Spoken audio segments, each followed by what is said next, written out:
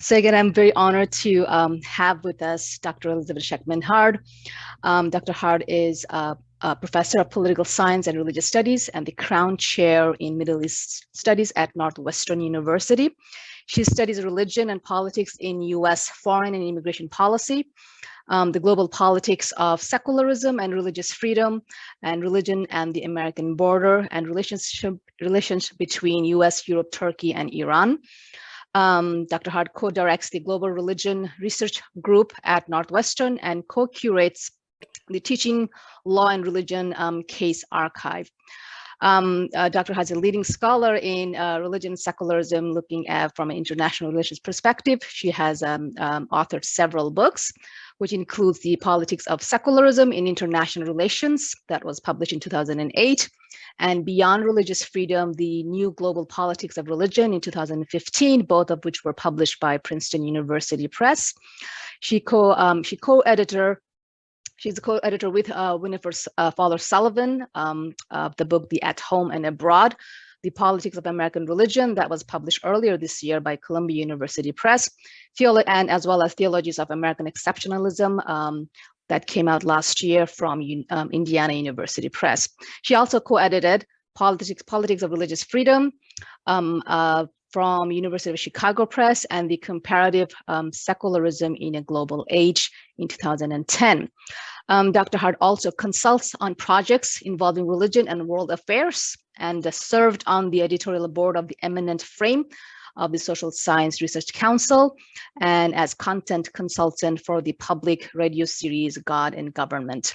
Her articles, book chapters, and public writing are available on her personal website, elizabethshakmanhurd.com. Dr. Hurd also enjoys speaking to public audiences and contributing to discussions on global politics, law, and religion. Her opinion pieces have appeared in several mainstream news outlets in the Boston Review, Public Culture, the Chicago Tribune, Washington Post, Foreign Policy, Globe and Mail, and Al Jazeera America. She's currently working or researching and writing on the question of religion and the American border.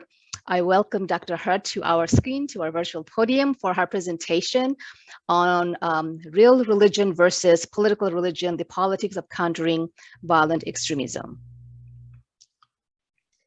Thank you so much for this generous introduction, Charmaine. Greetings, everyone. I wish I could be together with you in person, and I hope we will be before too long. I just want to congratulate the organizer, Charmaine, for your amazing talent in putting together this conference, which has just been chock full of really fantastic papers and panelists. And I'm excited to see what comes next as we all continue the conversation. So today I'm going to be talking about the politics of countering violent extremism programs, sometimes called preventing violent extremism. A few years ago, I got an email from a program officer at the State Department's US Speakers Program. And it was what they call a call for experts. And they put out these call for experts quite frequently. Let me just get to the slide there. Thank you.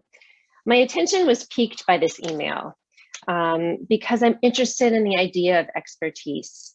I'm interested in why certain people get called on to be experts or are considered experts while others aren't. In this particular case, the US Embassy in Niger was planning a program on countering violent extremism, also known as CVE for short. They were looking for a French-speaking counter-violent extremism and or religious freedom expert to address a closed audience in Niamey for 30 minutes. This event was to be held at the embassy in preparation for an upcoming tech camp in January. So the event was described as follows, and I quote, "The goal of this program is to start a dialogue about CVE issues in the Sahel region. Having direct knowledge of CVE and technology situations from tech camp participants will help us better match subject matter experts and technologists to the needs of our participants, enabling us to host a more impactful tech camp event. The main viewing group will be gathered at the American Center in Niamey, Niger. The themes are empowering civil society groups, religious freedom, and countering violent extremism," end quote. Next, the call for experts described the presumed audience for this event. It said, quote, "The audience of the main viewing session will be 20 to 30 religious leaders and young civil society leaders selected by host," meaning the embassy, "and our tech camp implementing partner, the National Youth Council of Niger. Audience members will be Francophone Africans. Audience members will all come from demographics targeted by recruiters from extremist organizations," end quote. Today, I would like to discuss with you how we have gotten to a place where a call for countering violent extremism and/or religious freedom expert became possible. How did this come to make sense? Does it make sense? What are the qualifications to be or become such an expert? What does the and/or, which is in bold on your slide here, imply in that sentence? Might we assume, or must we assume, that experts in violent extremism are also experts in religious freedom? And what is violent extremism? What is an extremist organization? Is any organization that opposes US policy in the Sahel an extremist organization?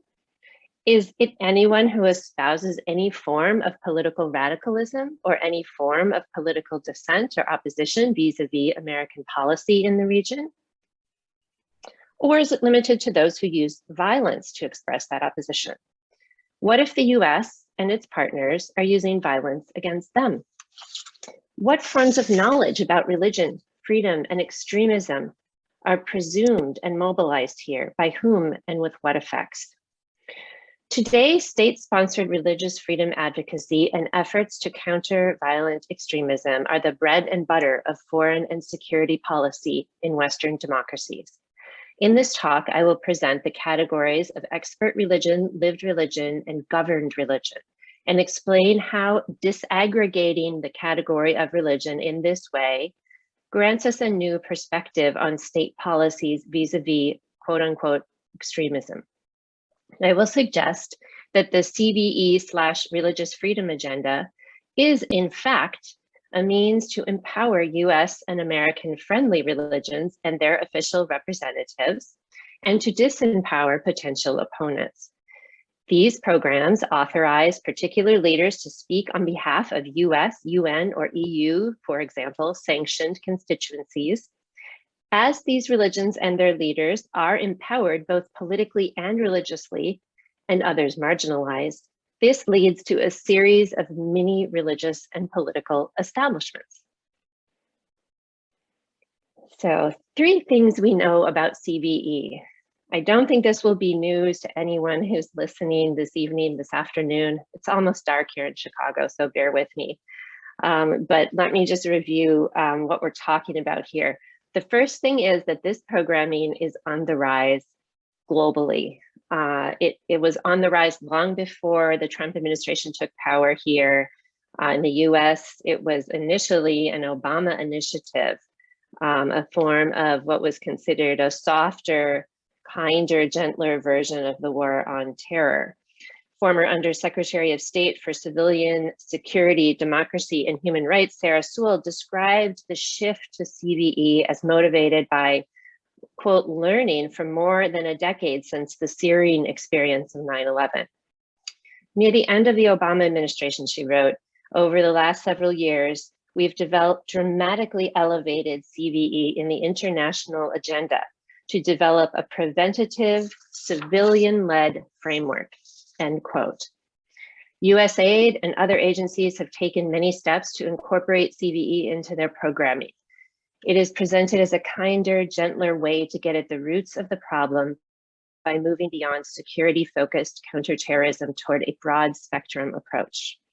When Trump took office, you'll recall, he said he wanted to narrow the focus of these programs to countering radical Islamic extremism. It remains unclear how the people running such programs would ever determine what exactly is an extreme interpretation of Islam, and how the case would be made that the role of the US government is to define and promote particular interpretations of Islam. Not to mention that the proposed focus would have excluded neo-Nazis and other white supremacists responsible for domestic terrorism from Charleston to Charlottesville to El Paso and beyond. The nuances of these concerns were lost, or some would say intentionally misplaced, in our last administration. Under President Biden, there has been some movement toward including white supremacy and white supremacists as targets of CVE programming. But the funding for these programs and the mindset that fuels them, which is largely an Islamophobic mindset, continues apace. The second thing we know about CVE is that this is not new, and it is part of a much broader picture that I think requires us to hit the reset button in how we understand and speak about American foreign policy. And much of this also applies to Canada. I'm very happy to speak more specifically about Canadian foreign policy and Canadian domestic debates as well. I realize we have a largely Canadian audience, which I welcome. The US, as many of you probably know, has had Navy chaplains giving Quran lessons in Afghanistan for decades, trying to cultivate particular understandings of Islam. Since 2009, US military chaplains have engaged with local religious leaders to advance American objectives, gather cultural intelligence, promote religious tolerance, and the truth is try to patch up relations with local citizens whose lives have been destroyed or at the very least damaged by American military violence. Chaplains are serving as religious counterinsurgents, you might say. A program called Voices of Religious Tolerance had the US Marines taking Afghan elders and politicians from Helmand province on what they called a collaborative influence program to Amman, Jordan, to learn about, quote, life in a religiously tolerant country, end quote. One former ambassador at large for religious freedom in the Obama administration called for the US to use muscle to engage religious leaders abroad. So Americans never have disestablished religion in foreign policy. That is a myth. We have neither disestablished it abroad, nor have we disestablished it fully domestically. The Constitution does not and never has applied overseas. The US actively promotes its interests by co-opting and cooperating with religious institutions and leaders abroad. These activities would be unconstitutional if undertaken at home. Since 9/11 and the rise of counterterrorism, we have seen a proliferation of this US religious interventionism. And that the rise of that programming and the way that it was framed and the kinds of effects that's having in the world were the reason that I decided to write my book, Beyond Religious Freedom, on which this talk is based. So by religious interventionism, I'm speaking specifically about a set of government programs and policies that support what is understood to be moderate or good religion and suppress or sideline what is denominated as bad religion. These programs and policies take very different forms. They include the promotion of religious freedom, interfaith dialogue, legal protection for religious rights, and countering violent extremism. There is a loose global consensus out there that the flourishing of free religion is a basic requirement to free societies from everything that ails them, from intercommunal violence to economic discrimination to gender inequities. In this view, the right kind of religion, if we could just get our hands on it, if we could recognize it and then have states support it and teach it and partner with the right religion, has emancipatory potential. This is a really powerful idea, and I think it helps us to understand the international landscape that we look at right now. So scholars and religion experts play a really important role in these efforts. And I find that really interesting, going back to the very beginning and this call for experts that I was mentioning. Our foreign policy establishment here has a long history of collaborating with scholars, and to better understand the politics of these collaborations, the way that certain forms of knowledge get tapped into and used for political purposes in the context of US global religion policy is something that I find to be really, really fascinating. Third and final thing we know, this is not only the Americans. This is an international affair. In the aftermath of 9/11, the Security Council unanimously adopted Resolution 1373, which established the Counterterrorism Committee consisting of all 15 members of the Council. to monitor the implementation of that resolution. The committee is supported in its work by its executive directorate, which implements policy decisions and conducts expert assessments of the member states. In the context of the war on extremism, we can expect more and more partnerships between governments and experts of this kind. As the Niger programming suggests, there's a strong demand for expertise on religion, counter-extremism, and religious freedom. So how should we think about these categories such as religion, freedom, extremism in international legal and political contexts?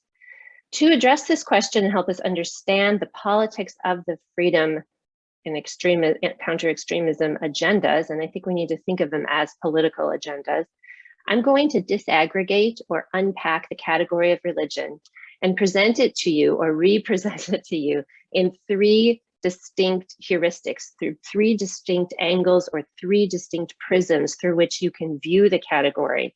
And I think that doing so allows us to see these political agendas in a new light. It allows us to see them as means of empowering Western-friendly religions and their representatives and disempowering political opponents. So a lot of things are happening under the name of religious freedom and counter-extremism. And we need to understand what those are and kind of let the scales fall from our eyes a little bit in terms of what we're actually doing in the world. So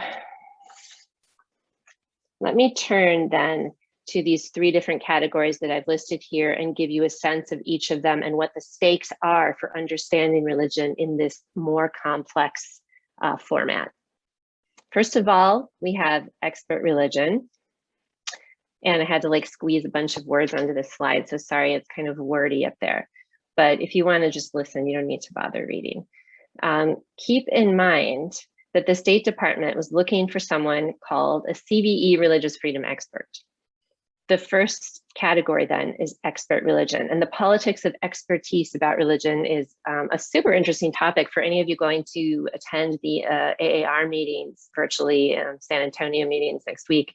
I'm going to be on a panel about expertise about religion specifically in legal settings. I think this is just a fascinating topic.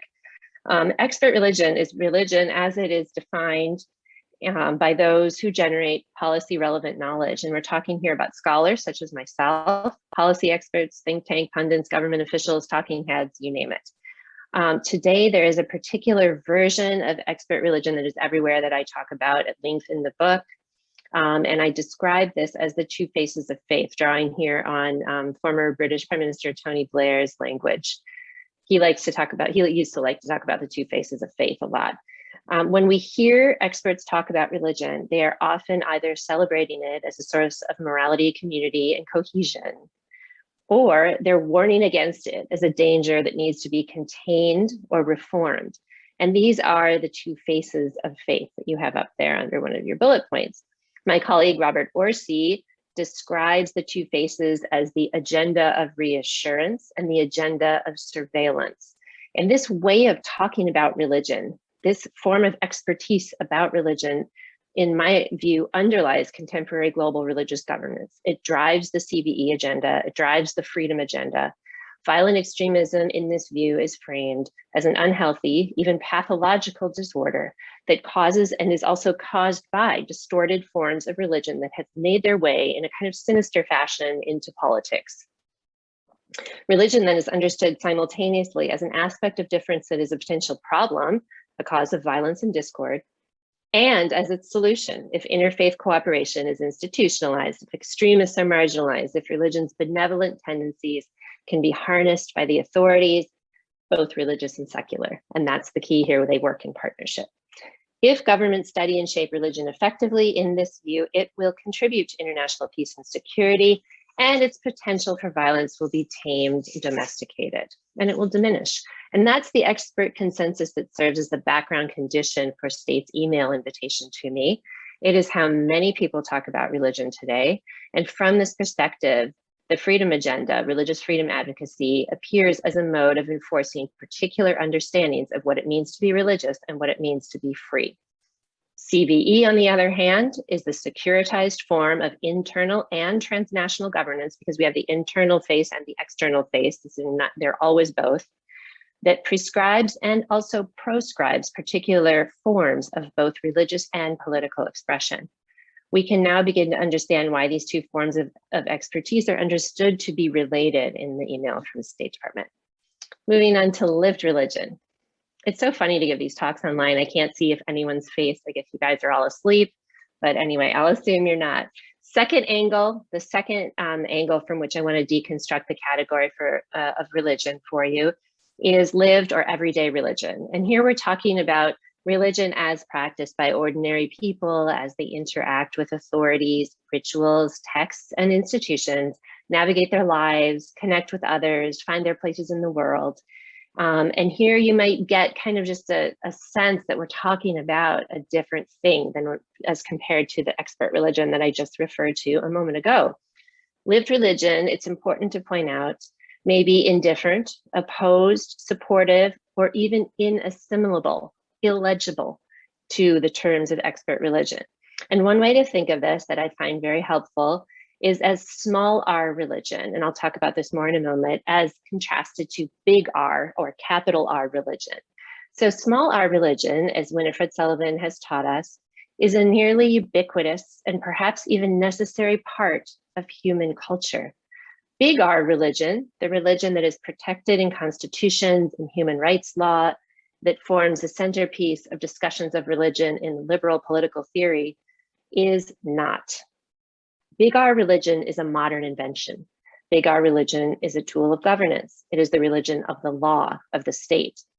If you can, try to keep this distinction between expert religion or big R religion and small r religion in the back of your mind. And let me just point out, for those of you interested in religious studies, I am not trying to romanticize lived religion as prior to structures of or relations of power in making this argument, nor do I want to identify pure or authentic forms of lived religion.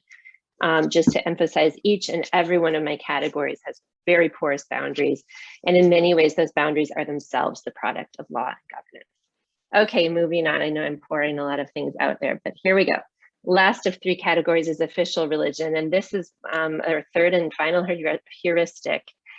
This is religion as construed for purposes of law and governance by those specifically in positions of legal, religious, often bureaucratic authority. So here we're talking about states through the law, public administration, foreign policy, and other authorities as well, such as supranational courts, the European Union, IOs, NGOs, as well as churches and other religious organizations and hierarchies. So here we're talking about official religion. And today at the international level, official religion is strongly influenced by the assumption that, as I said, religion is both a governance problem and its own solution. So if we go back to the invitation from state, we can see that the objective of US Embassy Niamey's programming is to generate particular forms of governed religion that conform to American interests in the Sahel. That is, in this case, what it means to have achieved religious freedom. And that is, once again, why the two projects dovetail into one. Freedom, in this case, means conformity to American security and economic interests. That is what freedom is in this case. So small r versus big R religion, we can now, having gone through this exercise, I hope, appreciate a more complex picture. We can see that lived religion, small r religion, is often in tension with big R religion, religion that is protected by governments and constitutions and international legal instruments. We can see that foreign policy experts sometimes forget completely about small r religion. When they look for religion, what do they look for? They look for religious leaders and they look for institutions. They look for texts and they look for orthodoxies. And they often look for men wearing distinctive hats. And here are some of them. And these are the people that get identified as religious, the people who have to show up when you're going to have a freedom forum. So you can see the state ministerial to advance religious freedom in 2019 over on one side. On the other side, you can see Pompeo, who they wanted to sort of like amplify and amp up the freedom agenda. And so they created a new alliance in 2020 called the Religious Freedom Alliance. And the inaugural dinner for that kind of blows my mind in its lack of diversity. But my point in showing this is simply to say these people, of course, matter, but they really don't exhaust the field. And it would be a pity if we're talking about understanding religion from the perspective of religious studies in particular to reduce the field to these individuals. I think this allows us also to glimpse the politics of religion that get as embedded inside of, on the one hand, government constructs of religion, freedom, and extremism as defined by the State Department, for example, or the Freedom Alliance. And on the other hand, the broader fields of practice, belonging, and belief out in the world in which many of us or our families may engage. So how do we as scholars, as citizens, reconcile? How do we think in the same thought, the same breath, these powerful constructs of religious governance, freedom, disestablishment, counter-extremism, as defined by experts and enforced by states? How do we think about them at the same time as we're also considering the ambiguities and realities of the diverse spiritual worlds that they claim to govern and that we actually inhabit? So building on this disjuncture, let me just restate one of my main takeaway points. Across the partisan political divide, and I want to emphasize that this is not necessarily about a left versus right divide. We see a lot of these tendencies shared. They often coalesce in these very strange bedfellows. But across that divide, in the US, in Australia, in Canada, in Europe, government advocacy for religious freedom and the political and religious empowerment of moderate religious leaders, that whole discourse of moderation is central to this world as well, are seen as legitimate ways to protect pre-existing religious individuals and communities, to empower moderates, and to shun and sideline extremists. Ed Hussein, in his commentary for The Independent, divides the world into good Muslims, bad Muslims, insisting that the West not capitulate to the former and to support instead what he calls the moderates in our midst. So employing the categories I just introduced, the religion that gets protected by governments in these efforts is always the religion favored by those in positions of power, both religious power and political power. This process is always discriminatory and it is always political. We are dealing with religion and politics as co-productions here. And I think that's really important. It's kind of part of the reason that I'm personally in two different disciplines, religious studies and political science, because institutionally, I think that they cannot be separated. And I think it's really important to come to terms with what that actually means. Moving along here. So looking at CVE programs, specifically from this angle, the story we're told is that good religion catalyzes democratization and takes the wind out of the sails of extremists. Reformers then, the state, for example, and all of their allies and all of their subcontractors, should cultivate the conditions in which secular states and their religious subjects become tolerant, believing or non-believing consumers of free religion and practitioners of faith-based solutions to collective dilemmas. That is where this train is going. That is where we are told we are supposed to go. There's a lot about consumption there that I would love to talk about more, because this is obviously very much bound up in neoliberal understandings of religion as well. States then need to marshal resources, gather information, and train bureaucrats and hire experts, don't forget them, to achieve these aims. There is an insatiable appetite for expertise, and many experts have emerged to meet this demand. I'm sure you've seen them on TV, aghast. Analyses of religious actors and beliefs on political outcomes are now ubiquitous. Professional associations have sections on religion. Foundations and think tanks are trying to meet a demand for knowledge that is nearly insatiable in relation to every conceivable domain of life. And the most recent one I've seen a lot of demand for, of course, is the climate crisis in relation to religion. Solutions for anxious policymakers are sought and found. Rule of law industry, security industry, they all want to bring religion in. And in most of these accounts, religion appears as singular and as prior to other life ways. In other words, there are things out there in the world called religions that interact with stuff that are not religions. Religions are bounded entities. They can be studied, engaged, and reformed. In this view, with which you might guess, I disagree, religion an explanation and a cause of political behavior. Religion causes people to do things. The result are public interventions to shape religion and politics in very particular ways. And that is the CVE religious freedom agenda. I, of course, want to tell a different story in my work, and this is the second point here that you've just seen come up on the slide. Our current wave of global religion reform and programming is a combination of expert and official religion of a very particular kind. It is a civilizing discourse. It is part of the war on terror that produces particular forms of politics and religion and supports particular kinds of religious and political subjectivities. CVE and religious freedom are strategies for controlling the political and religious lives of foreign subjects. This explains why these programs can be represented as a single field of expertise. By definition, shunning whatever the authorities define as extremism is understood to be a means of achieving freedom. Freedom and extremism. Religious freedom as a form of extremism becomes unimaginable, and I don't think it should be. The single-minded focus on CVE displaces politics in the political theorist Bonnie Honig's sense of the term. She means it distracts us from the myriad problems. I'm getting tired, folks. I need a drink. Okay, bear with me. It distracts us from all of those problems that lead to violence, inequality, the climate crisis, to unjust governments, racism, and so on, in favor of this laser-like focus on religious reformation. Patrick Eddington made a related point in the blog Just Security, and this is the only long quote I'm going to give you, I promise, to be done soon. He says, CVE-related actions shift the blame away from the federal government for its role in helping create and sustain ISIS, first by invading and destabilizing Iraq and Libya, and second, by doubling down on a failed security-centric approach to counterterrorism in the Arab and Muslim world. That disastrously over-militarized approach to Salafism, combined with federal support for de facto anti-Arab and anti-Muslim CVE programs at home, only helped groups like ISIS make the case that America is, contrary to public statements, at war with Islam.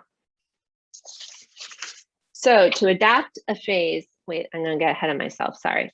From Mahmoud Mamdani's critique of Nicholas Kristof's columns on Darfur, what we have with CVE is the reduction of a complex political context to a morality tale unfolding in a world populated by villains and victims who never trade places and can always and easily be told apart.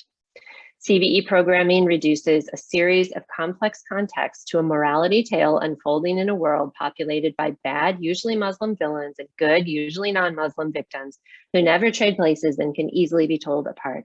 The complex histories that contribute to actual episodes of violence and discrimination are washed away in this wave of excitement at the prospect of religio-political reform. But this is also not the whole story. And here I want to turn to the work of the anthropologist Daryl Lee. I highly recommend his piece. He wrote a very short piece. He has a book now that's terrific that's here on my shelf, but he wrote a piece called A Jihadism Anti-Primer, which is excellent. And he suggested it's a mistake to banalize the violence by writing it off as merely the product of imperial blowback. He says the greater challenge is to take radicalism seriously as a political orientation, whether its idiom is Islamic, communist, or anarchist. The challenge is how to understand the distinctiveness of these groups without lapsing into an all too often racialized exceptionalism. He concludes the fundamental problem is not only how Islam is discussed, it is how politics is understood in general. And that's the question that I want to leave you with today as I wrap up. How is politics understood in these programs? I personally found one answer to this question in a statement from Amanda Rogers, who is a postdoc at Georgia State. And she works at their Transcultural Conflict and Violence Initiative. Rogers was asked for her opinion of the State Department's peer-to-peer counter-messaging initiative, which is called P2P, which is one of these the CVE programs that I've studied, which enlisted American college students to get online and be trained to combat online extremism. Rogers' response to studying that program was that the gap between US foreign policy in the Muslim world and its message of peace undermines any anti-violent extremism propaganda campaign. And her key passage was here. She said, anyone who goes online and says, I don't like beheading innocent civilians, of course, a lot of people will agree with you. I'm not 100% against these efforts, but I do think they're 99.9% worthless. I think rhetoric will need to match policy for it to be effective. We're arming groups in Syria, we're flying drones It's hard to take a message of peace seriously.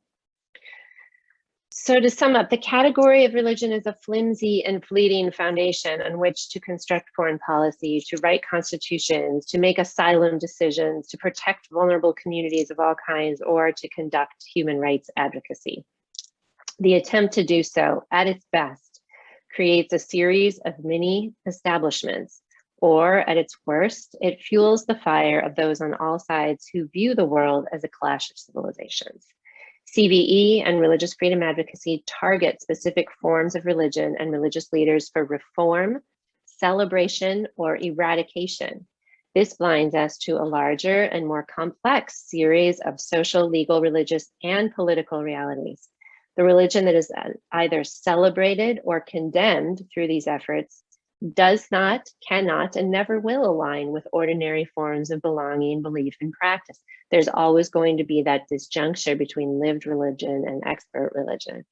These programs privilege whatever the authorities see as moderate religion, as pro-US religion, as free religion. And this requires, of course, those authorities to determine what counts as religion in the first place, and then to distinguish between tolerable and intolerable forms of it. CVE and religious freedom programs help to produce and to support religious groups as both political actors and as faith communities. We're seeing a landscape out there of faith communities, and we see journalists talk in these terms too. It's become ubiquitous. Religious engagement officers in Washington or Ottawa or Brussels breathe a sigh of relief when they find their leaders. Finally, we've got our partners. Take me to your imam. But there is no religion or set of religions that is waiting off stage in the margins of secular public life. That which falls under the heading of religion is a constantly created, contested, and shifting mashup of diverse families of institutional forms, beliefs, and fields of attachment, practice, and experience. State-sponsored intervention distills this messy, thankfully messy field into something governable, squeezing it into the awkward mold of what those in charge, usually men, define as tolerant religions deserving of protection and engagement. This creates a racialized divide between officially favored religions and the rest of the world's religion, including practices that many would consider sacred, but that don't count as religious. Those associated with political opponents, with religious dissidents, with political dissidents, or religious opponents, you take your pick, or indigenous peoples. Seen through this prism, CVE merely exacerbates the social tensions it is meant to address by politicizing the divide between the religion of those in power and those without it. Today, the languages of religious freedom and counter-extremism, as you all know, resonate very loudly. They compel individuals, they incite individuals, they hail individuals and groups to constitute themselves as tolerant, freedom-loving participants in peaceful, pro-Western faith communities. They give people incentives to demand their religious rights and freedoms. And of course, people respond. This lends agency and authenticity to groups that are designated as religion. It sharpens boundaries between religion and between religion and non-religion. Corporate forms of religious agency take shape. We see this in the US Supreme Court's Hobby Lobby decision, which reinforced corporate religious freedom over and above women's reproductive health and choice. Those who cannot or choose not to speak in a legible religious register go unheard on this landscape. This includes claimants for justice, equality, and dignity who cannot or choose not to speak as religionists. It also includes many indigenous groups. It also includes scholars such as myself who are unsympathetic to the freedom agenda and its unrelenting demand for expertise. I'll conclude with some data that was pulled together by a group opposing the rise of US CVE programming and surveillance. What you see here will not be unfamiliar. It's a list of common warning signs that agencies and authorities in the United States have been using to determine who is alleged to be at risk of becoming a terrorist. I think the chart speaks for itself, so I won't read it to you. But I just want to say that with this information in hand, and also concluding by connecting the domestic and the foreign policy sides of this story, with this information in hand, it is not hard to picture tech camp back in Niger with an American expert on religious freedom CVE counseling locals on how to be tolerant, free, and not too anti-American. Remember, according to our chart, frustration at US policy and events around the globe is an indicator of extremist tendencies. At best, these programs distract from efforts to address the real causes of violence and discrimination through local initiatives that support education, economic opportunity, and just governance. At worst, they intensify and politicize religious difference, fomenting the very radicalization they are intended to prevent. I deleted the email from State. Thank you, and I look forward to our discussion.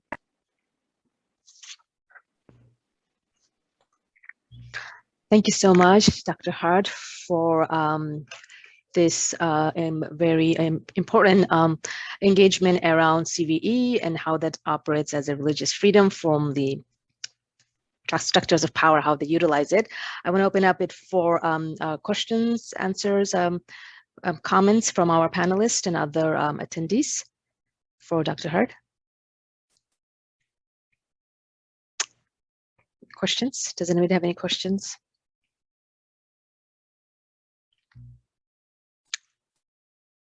Can everybody hear me?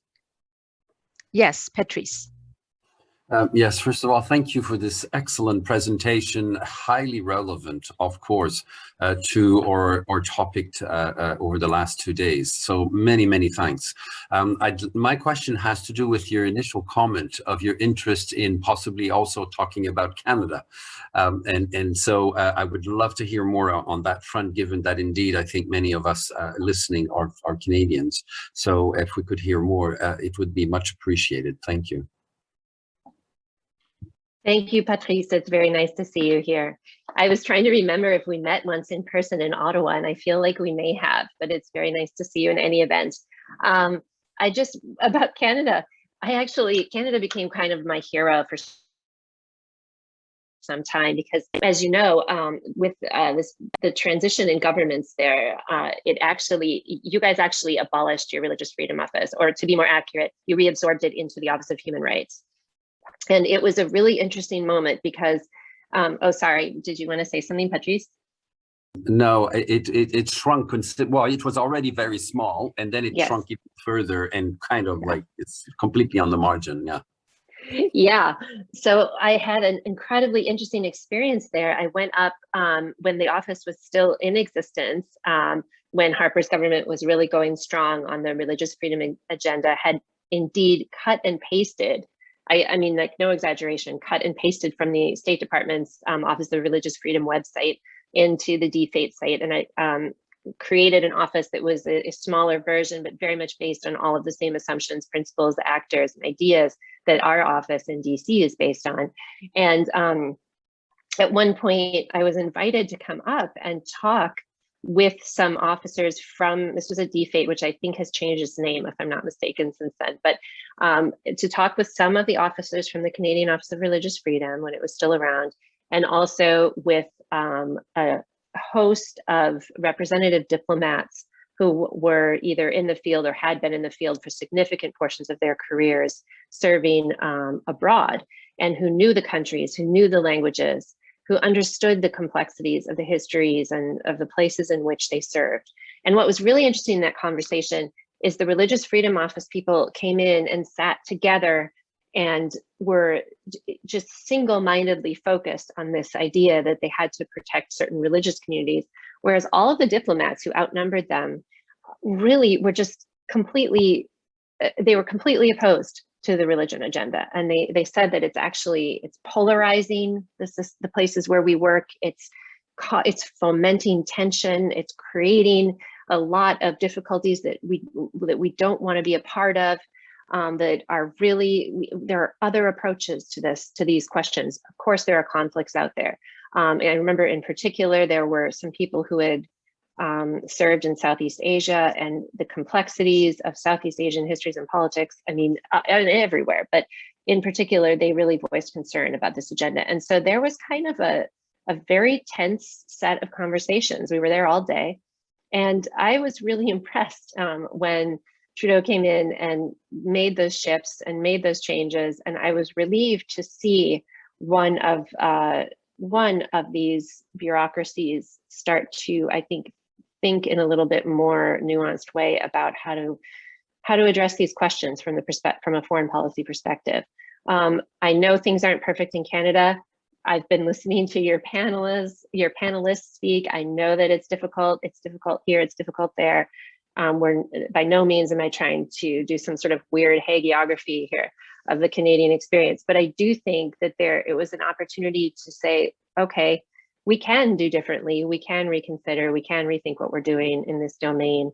And I know, on the other hand, that the discourse of religious moderation, tolerance, and the kinds of very draconian policies that go alongside with the enforcement of those discourses in Canada are alive and well and kicking hard. And we've seen that in the panels here, but we've also, I mean, it's clearly, I was just speaking this week with someone my colleague Anwar Iman, who runs the Institute for Islamic Studies at the University of Toronto Law School. And Anwar's working really hard to try to document the forms of Canadian government discrimination against Muslim charities in particular, who are subject to much more rigorous surveillance and auditing procedures as compared to non-Muslim charities. And his work, I think, is really important in this regard. So I think there's still a lot of work to be done, and I'm interested in trying to support these kinds of conversations that Charmaine has convened here in order to reconsider what we're all doing and how we can learn from each other to do better. So thanks, Patrice. Thank you. Thank you. Do we have other questions for Dr. Hurd? Yes, Elizabeth, thank you for the presentation. I have a question to be the devil's advocate. Have you found any evidence, is there any data out there that those counter extremism programs have had any kind of effectiveness in the reduction of what they call radicalized religion or in the reduction of terrorist attacks? Is there evidence for that, or on the contrary, would you consider them ineffective in the face of the lack of data, and even counterproductive, as you seem to have suggested several times? Yes, I think that they criminalize individuals before even getting to the point of being able to take them and have a fair trial. So the mindset that animates these programs, the mindset that Muslims in particular pose a special kind of threat to freedom, to disestablishment, to quote, our ways of life. This kind of deeply problematic, colonial racist discourse is reproduced in a more neutral language through these CVE programs and religious freedom programs, with the understanding that for most people, opposing religious freedom, particularly in the United States, is like asking people to oppose like apple pie or like the Chicago Cubs. Well, that's not a good example, because if you're from the South Side, like no one likes the Cubs, they like the White Sox. But basically, let's go with apple pie, apple tart, tarte tatin, whatever your favorite, dessert is. This is almost impossible. And so what I'm suggesting is that I think that this apparatus, which is basically an imperial apparatus of white supremacy, a civilizational discourse, mission civilisatrice, a kind of long, trending historical set of ideas and understandings about who should be in charge, who should make the rules, who should set the game, and who is going to ultimately make the decisions. It's ultimately very much a patriarchal, very gendered discourse, as well, as some of our earlier presenters have pointed out so clearly. And that entire framework has been kind of transformed and inherited into these languages that appear to be very neutral and that present themselves in very irenic ways to appeal to the average American, average Canadian, maybe slightly less so, but I think many of them, there's an appeal there.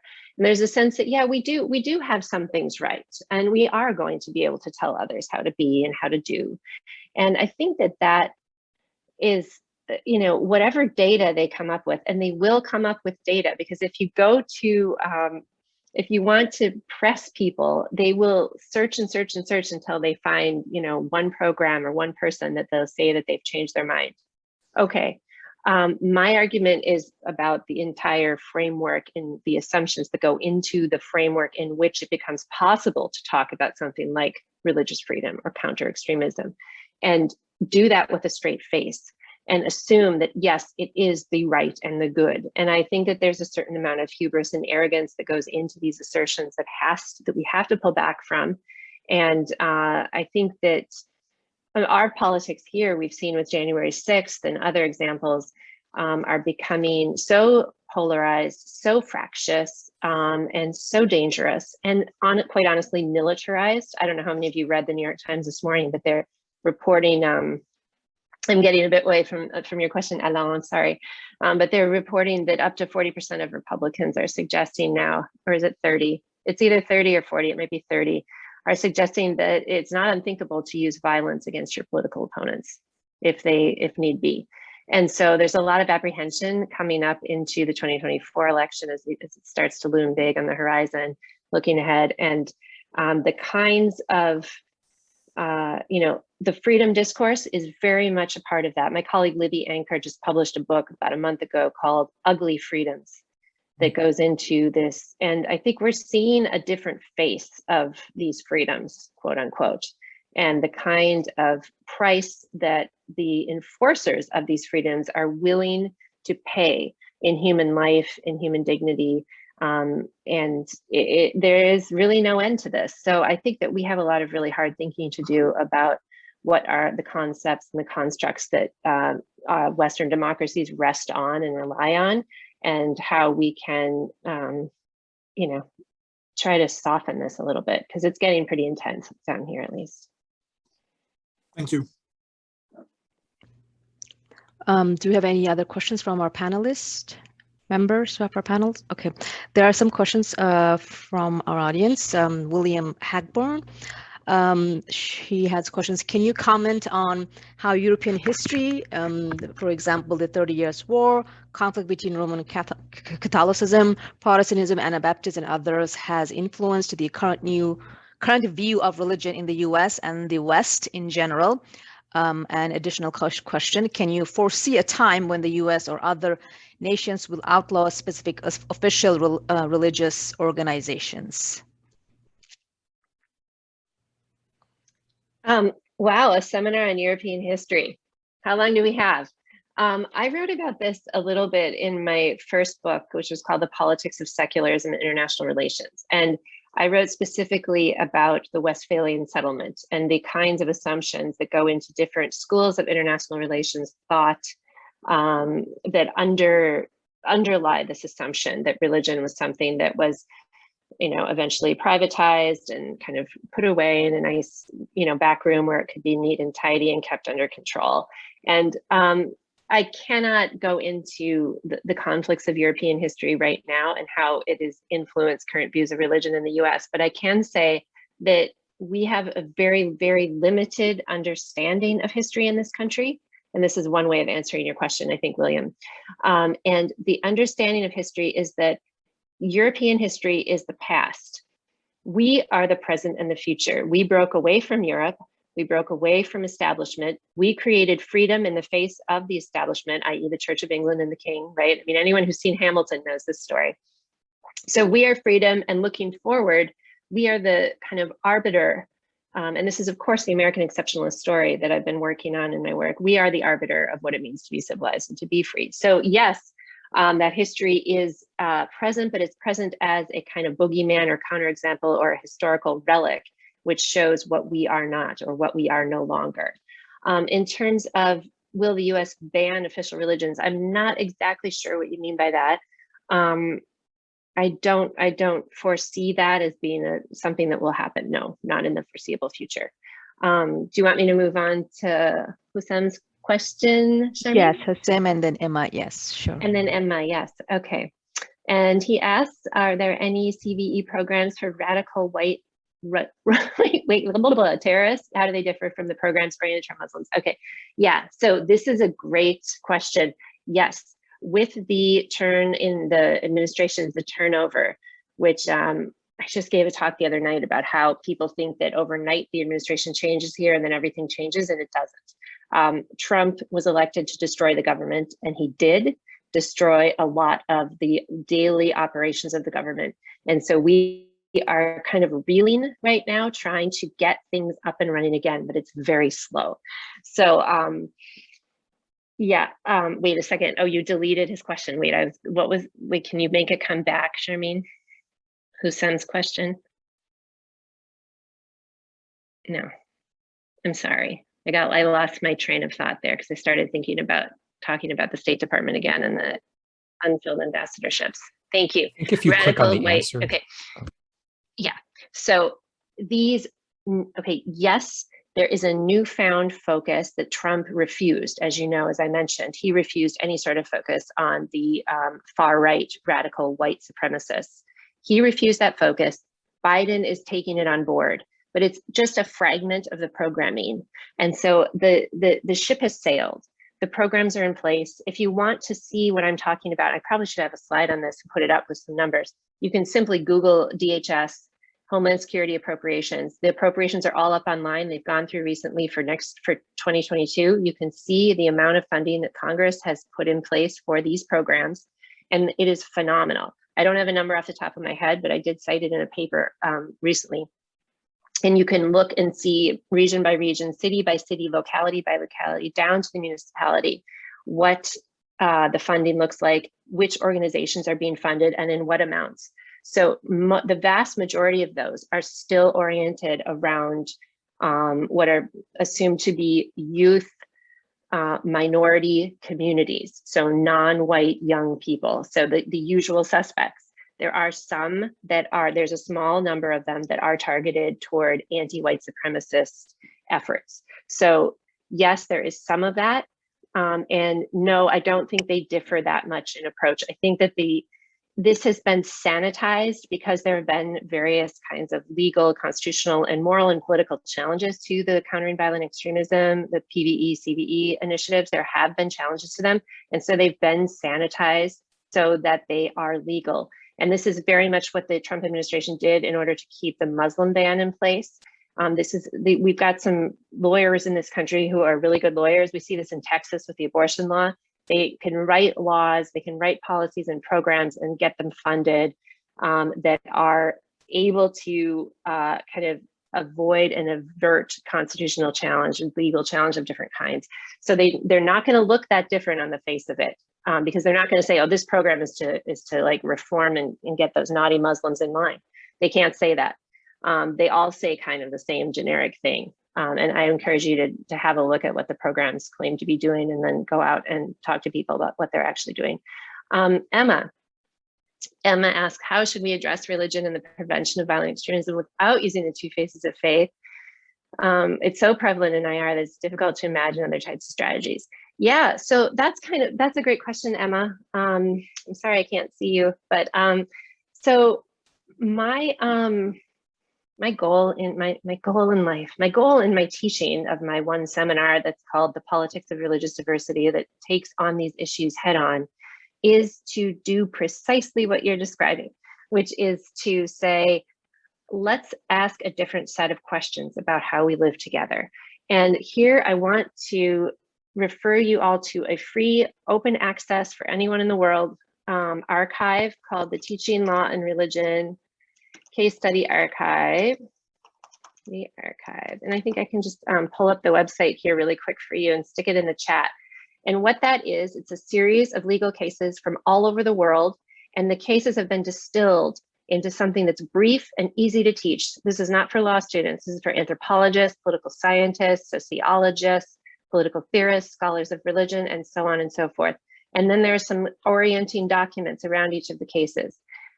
Winnie Sullivan and I were so frustrated by what we saw out there in terms of teaching materials, pedagogical materials around these issues of religion and law, and around the issue specifically, to address Emma's question, of getting past this very naive two faces discourse that religion is either the problem, oh, it's scary and bad, or it's the solution, oh, good religion will fix everyone and make them free and happy and everyone will kumbaya. And these cases illustrate that what's actually happening out there in this field. How do these historical forces and institutions and factors and people come together? And I'm just gonna pull up the site right now and Yeah, and I'm just gonna show you, let me put that, bear with me one second. Oh, my screen sharing's off, Charmaine. That's okay. I can just give you guys the link, give you all the link, and you can tap on it yourselves. I can't share my screen. I was going to share my, oh wait, I can share my screen. Sorry. Yeah. Okay, thank you for your patience, you all.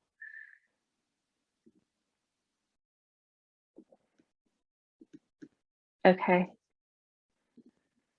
So this is the archive that I just gave you the link for. And you can see we have, I think now 13 cases. These are from all over the world. They're dealing with majoritarian and minoritarian traditions. And if you click on one, like the Jews free school case, which was a fascinating case in England, there are a whole bunch of materials here. We've got a 2-paragraph synopsis, and we've got a timeline and some photos, and then the analysis and some content for teaching this.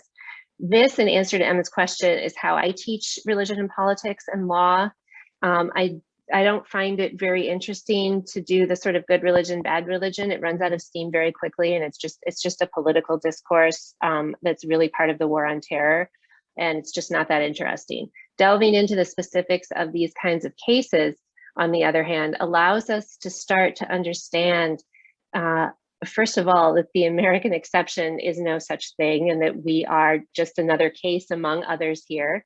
And secondarily, that many of the same challenges that we have living together in our country, this case in contesting Sacred Peaks, for example, deals with the Hopi Native American peoples and some of the legal challenges that they have made against the construction of ski areas on the sacred peaks of theirs in Arizona. But they traverse the world. And I think we can really see how people, we're all experiencing, so many of the similar kinds of questions around security and institutions and authority and law. And these dilemmas are shared dilemmas, and there isn't one solution, there isn't one answer, and it's not freedom. And and so this allows us to decenter in our teaching that narrative that Emma is pointing to as problematic and simplistic and deeply politicized, and rather start to get at some of the other questions that are out there, because it's such a rich field. I mean, all of you know that there's so much to talk about, there's so much to think about and to learn about. And getting past the reductionism, I think, is something that my colleague Winnie Sullivan and I have spent a lot of time thinking about. And this is not something. This is just something that we do out of charity on the side. We don't get anything, and we're not promoting our work and whatever. It's just something that we feel is really necessary. So please tell people to use the cases if they choose to, and let us know if something's missing. And then we would be always happy to add more cases as well. So suggestions and corrections are always welcome. So you all have my email, and sure, if not, you just Google my name, you'll find me. So thank you for my advertisement. Thank you so much. Yeah. Thank you, Elizabeth. Thanks so much for that this talk on the politics of religious freedom and CVE, and it's connected to war on terror, and this, of course, Islamophobia. I know you have to go. It is 3 o'clock here. If we don't have any more questions, we can take a break for 15 minutes before our next panel. And thank you again, Dr. Hurd, for your time, for taking the time on Saturday to speak with us.